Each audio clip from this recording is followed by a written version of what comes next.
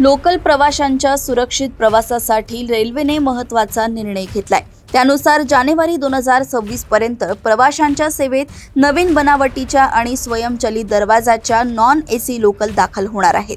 मध्य रेल्वेवर सोमवारी घडलेल्या अपघाताच्या पार्श्वभूमीवर रेल्वे मंत्री आणि रेल्वे बोर्डाच्या अधिकाऱ्यांनी इंटिग्रल कोच फॅक्टरीच्या टीमबरोबर बैठक घेतली। स्वयंचलित दरवाजांच्या नॉन एसी लोकलमध्ये प्रवाशांना व्हेंटिलेशन अभावी त्रास होऊ शकतो हे गृहीत धरून या गाड्यांचे डिझाईन तयार केले जाणार आहे। या गाड्यांमध्ये खेळती हवा राहावी यासाठी प्रामुख्याने 3 बदल करण्यात येणार आहेत। नव्या डिझाईनची पहिली ट्रेन नोव्हेंबर 2025 पर्यंत तयार होईल। आवश्यक चाचण्या करून ती जानेवारी 2026 पर्यंत सेवेत दाखल केली जाईल असे अधिकाऱ्यांनी सांगितले। लोकलच्या दरवाजांना जास्तीत जास्त हवेसाठी झापड असतील।